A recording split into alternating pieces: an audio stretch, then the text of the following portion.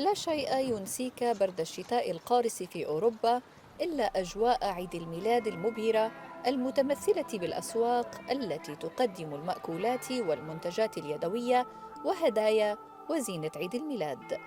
وتعد أسواق عيد الميلاد في فيينا نقطة جذب لسكان فيينا والسياح من أنحاء العالم، ففي العام الماضي شارك أكثر من 3 ملايين شخص، ومن المتوقع ارتفاع العدد، خاصة وأن هذه الأسواق ستمتد على مدار 47 يوماً.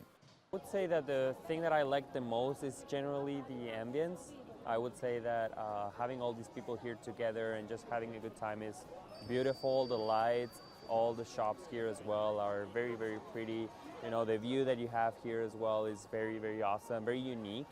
I come from Mexico, so in Mexico we celebrate as well Christmas a lot, and there's like a whole thing going on as well, but the Christmas market here is very special, very different. No, it's the first time in Vienna, so I really like it. You feel like Christmas. It's very different than Mexico, so you feel all the Christmas spirit here, and the food is really different and delicious, and there's a lot of activities to do, so I really love the experience of being here in Vienna. تعد أسواق الميلاد في فيينا تقليداً عريقاً يرجع إلى العصور الوسطى، ويوجد أكثر من 20 سوقاً رسمياً في فيينا وحدها، وأكبرها سوق يقع على خلفية قاعة مدينة فيينا الكبرى والمعروفة بالرات هاوس، ويضم حوالي 150 كشكاً.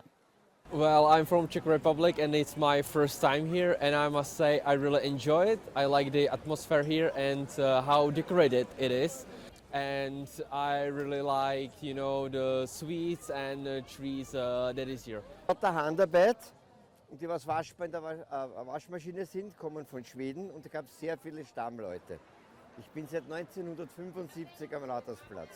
Den Flair, meistens ist nur am Abend viel los. Vormittag fast nur Touristen mit dem Autobus. Aber sonst, und das Herz wollen die Leute am meisten hier. لعشاق الفن والجمال والتاريخ يمكن أن يكون التجول في سوق الميلاد دليلهم لأبرز معالم موسم الأعياد، حيث التحف الفنية والمشغولات اليدوية ورائحة الأطعمة الشهية. رولا محمود، الشرقية نيوز، فيينا.